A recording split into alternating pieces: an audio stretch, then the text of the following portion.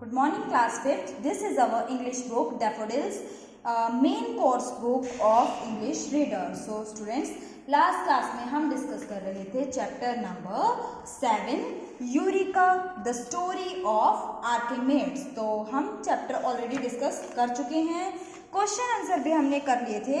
अब हम डिस्कस करेंगे वोकैबुलरी सेक्शन. ये मैंने आपको आई थिंक एक दिन सॉल्व करना भी दिया था, तो एक बार इसको भी डिस्कस कर लेते हैं सो दैट हमारा चैप्टर ये कंप्लीट हो जाए. ऑल राइट, तो देखते हैं रिपोर्टिंग वर्ब. रिपोर्टिंग वर्ब क्या होती है in English grammar? English grammar में a reporting verb is a verb. Reporting verb वो वर्ब होती है such as say, tell, believe, reply, respond और आस्क, जिसमें कुछ कहने के बारे में बात होती है, उसे हम रिपोर्टिंग, यानी कि जब हम किसी की रिपोर्ट देते हैं, कोई इंसिडेंट हुआ उसको जब हम एक्सप्लेन करते हैं, उसको हम बताते हैं कि उसने मुझसे ये कहा, तो वो क्या हो गई? रिपोर्टिंग वर्ब हो गई. Use to indicate the discourse that is being quoted और पैराफ्रेज्ड. तो ये क्या दिखाता है? एक ऑलरेडी जो काम हो चुका है उसके बारे में इंफॉर्मेशन देता है, उसके बारे में बताता है.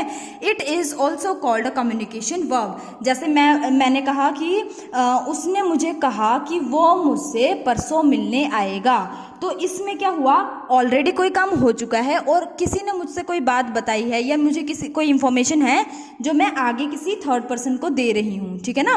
तो वो हो जाएगी कम्युनिकेशन वर्ब, क्योंकि इसमें क्या होता है हमारे ओपिनियन एक दूसरे के पास जाते हैं और इसीलिए हम इसको कम्युनिकेशन वर्ब भी कहते हैं. For example, Neena told her dad that she loved him. Neena ने अपने पापा को बताया कि वो उनसे प्यार करती है. Next, Ryan says he has won the inter house debate competition. Ryan ने कहा कि वो इंटर हाउस डिबेट कॉम्पिटिशन जीत गया. ठीक है, अब देखेंगे हमें करना क्या है. Use form of say, tell suitably to fill in the blanks. तो यहाँ पे से और टेल की जो करेक्ट फॉर्म आएगी वो फिल करनी है. फर्स्ट है Jenny dash that she would join us after school closes. तो जब स्कूल बंद हो जाएगा वो हमसे तब मिलेगी, तो उसने ये बात बताई होगी, तो से का क्या हो जाएगा? सेड, क्योंकि ये पास्ट टेंस पहले बताई है ना. उसने हमें बताया कि वो हमें ज्वाइन करेगी स्कूल क्लोज होने के बाद, तो जेनी सेड आ जाएगा. ठीक है, SAID सेड. क्लियर है? नेक्स्ट देखते हैं, Pearl dash us that she won a gold medal. Pearl ने हमें बताया कि that she won a gold medal, कि उसने एक गोल्ड मेडल जीता.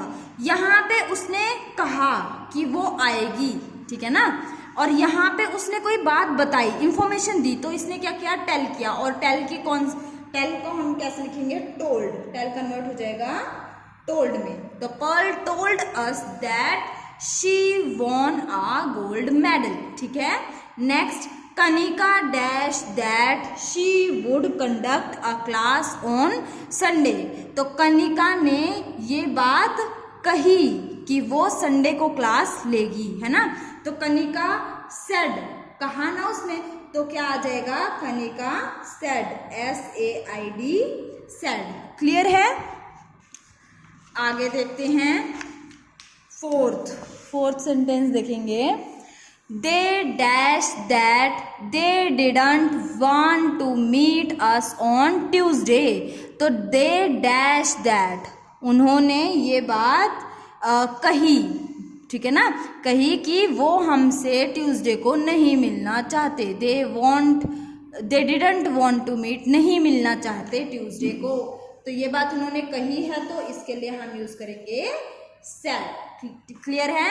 नेक्स्ट देखते हैं, I dash her that I hated liar. मैंने उसे बताया कि मुझे झूठों से नफरत है ना. तो जब कोई काम बताया, जब कोई चीज़ हमने बताई है, तो उसके लिए हम टेल यूज करेंगे और यहाँ बन जाएगा ये TOLD, टोल्ड. करेक्ट फॉर्म आ जाएगी टोल्ड. ठीक है ना. जब कोई बात कही तो सेड और बताई तो टोल्ड. क्लियर है?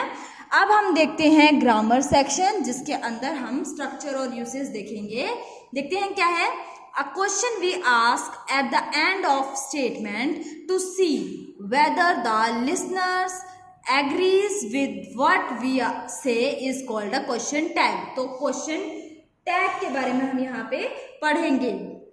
क्वेश्चन टैग, क्वेश्चन से हमें इतना तो क्लियर है कि कोई ना कोई क्वेश्चन यहाँ पूछा जाएगा, है ना. और क्वेश्चन टैग क्या होता है, जब हम किसी से कोई बात पूछते हैं तो हम उसकी सहमति सुनना चाहते हैं कि क्या वो हमारे साथ एग्री करता है, क्या वो जो हम बोल रहे हैं उसको भी वो बात ठीक लग रही है या नहीं लग रही. तो हिंदी में एक एग्जाम्पल ले लेते हैं, जैसे कि मैंने तुमसे कहा कि क्या ये शर्ट सुंदर है ना. ये शर्ट सुंदर है ना. तो इसमें क्या हुआ, मुझे तो ये शर्ट सुंदर लगी रही है, पर मैं तुमसे भी पूछ रही हूँ कि है ना सुंदर, तो तुम बताओगे या तो यस हाँ है ना. तो आप क्या बोलते हैं, है ना, बहुत बार बोलते हैं. तो वो जो है ना हम बोलते हैं या था ना ऐसा करके कुछ भी बोलते हैं, तो वो क्या है, क्वेश्चन टैग ही है. यानी कि एक सेंटेंस आपने बनाया, उसके पीछे लास्ट में आप उसी से रिलेटेड क्वेश्चन पूछ रहे हैं कि ऐसा है या नहीं है. ठीक है, तो उसकी क्या ओपिनियन है, उसी को हम क्या बोलते हैं, क्वेश्चन टैग बोलते हैं. ठीक है. We repeat the auxiliary verb. Auxiliary verb क्या होती है, ऑक्सिलरी वर्ब हेल्पिंग वर्ब ही होती हैं. ठीक है, helping verb that represent the mood of the speaker, जो कि स्पीकर के मूड के ऊपर डिपेंड करती है. ठीक है, तो वो हेल्पिंग वर्ब जो कि रिप्रेजेंट करे कि स्पीकर का मूड कैसा है. मूड का क्या मतलब है कि उसका एटीट्यूड क्या है. एटीट्यूड बोले तो कि उसका किसी पॉइंट ऑफ टाइम पे क्या ओपिनियन है, point of view of the speaker at a particular point of time.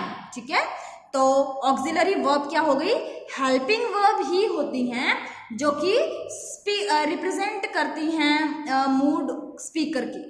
ठीक है, तो जैसे कि ऑक्सिलरी वर्ब कौन सी हो जाती हैं, can, could, may, might, will, would, shall, should, must, ought to, have to, had to, या इस तरीके की सुनी होगी, या फिर आपने dare, use to, need.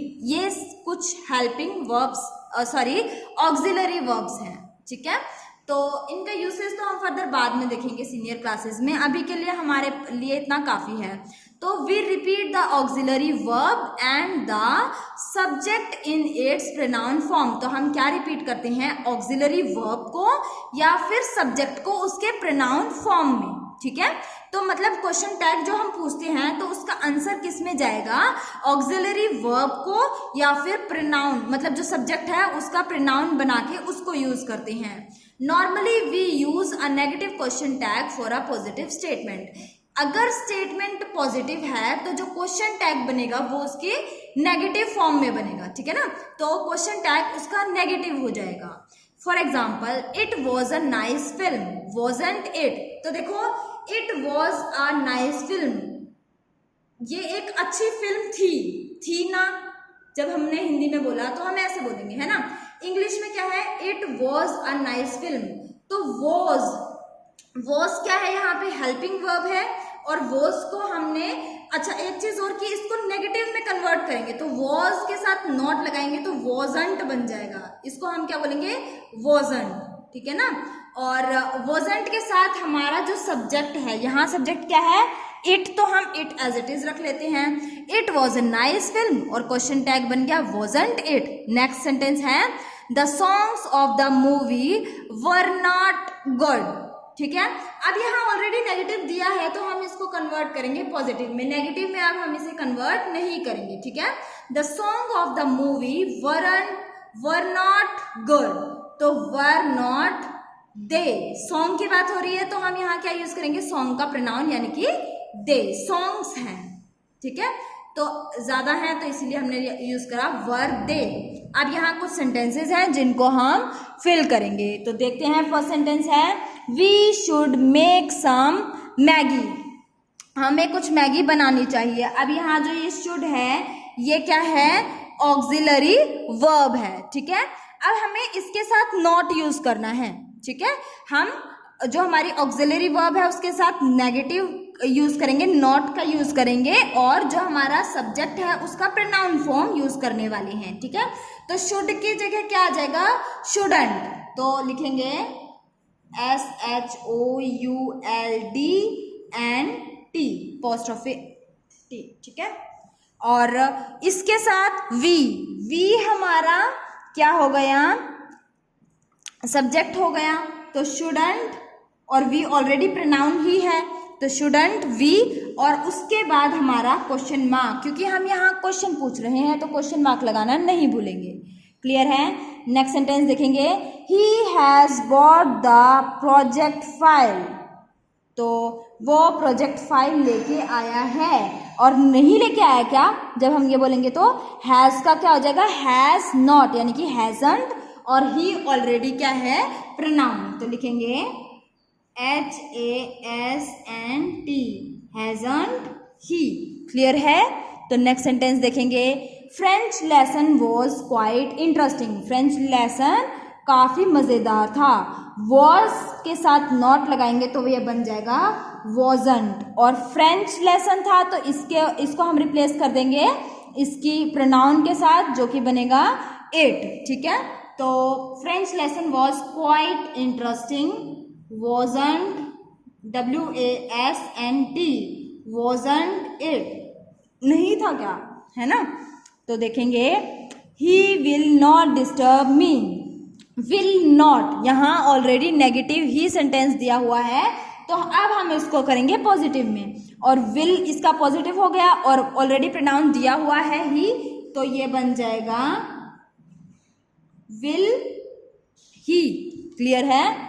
Next देखते हैं, the girls haven't arrived, girls अभी तक नहीं पहुंची, हैवंट यानी कि हैव नॉट नेगेटिव है, तो इसको पॉजिटिव करेंगे तो ये क्या बन जाएगा, हैव, और गर्ल्स यानी कि प्लूरल है तो इसके लिए हम लगाएंगे दे, तो ये बन जाएगा हैव दे। नेक्स्ट सेंटेंस पे चलते हैं, he went for a walk, तो वेंट फॉर अ वॉक, इसने कोई काम करा, ठीक है, गो, वेंट, गॉन, तो ये कोई काम करा तो डू हो गया, और पास्ट टेंस है यहाँ पे, तो डू का पास्ट क्या हो जाएगा, डिड हो जाएगा। वेंट था तो डू या मतलब डिड आएगा, तो डिड के साथ हम क्या यूज करेंगे, डिड नॉट, तो आ जाएगा, और ही ऑलरेडी यहाँ पे प्रोनाउन ही दिया हुआ है, तो ये सेंटेंस बनेगा DIDNT, डिडंट ही, ठीक है। नेक्स्ट देखेंगे, the train didn't arrive on time, didn't दिया हुआ है तो ये क्या बन जाएगा, डिड, और ट्रेन की जगह सिंगुलर है तो हम यूज करेंगे इट का, तो ये हो जाएगा डिड इट। क्लियर है। तो ये हुए हमारे क्वेश्चन टैग्स, तो इनको अच्छे से प्रैक्टिस करेंगे, 2-3 बार रिपीट करेंगे, क्योंकि इससे पहले शायद हमने ये नहीं पढ़े हैं, है ना। तो सिंपल सा टॉपिक है, मुश्किल नहीं है। तो अब हमारा chapter number 7 eureka the story of Archimedes complete होता है, और आपको पता ही है कि कल से आपकी वेकेशन स्टार्ट है ना। तो इस चैप्टर को अच्छे से करेंगे। इंग्लिश का काम बहुत कम किया है, बहुत बच्चे काम नहीं कर रहे हैं, तो अपना जो पेंडिंग वर्क है उसको हॉलीडेज में कंप्लीट करेंगे, रेस्ट भी करेंगे, थोड़ा सा एंजॉय करेंगे, फ़ोन में कम से कम टाइम स्पेंड करेंगे, क्योंकि फ़ोन से बचने के ही लिए आपको वेकेशन दी है, ताकि आप थोड़ा रिलैक्स हो जाओ। इतने टाइम से हम फ़ोन पे पढ़ रहे हैं, जो कि एक डिफ़िकल्ट टास्क है। सारा दिन फ़ोन में बैठ के आप नहीं पढ़ सकते, है ना, आपकी आइज़ के ऊपर बहुत हार्मफुल इफेक्ट इसका पड़ रहा है, तो इसीलिए आपकी वेकेशन की गई है। तो फ़ोन में नहीं देखेंगे, ठीक है ना।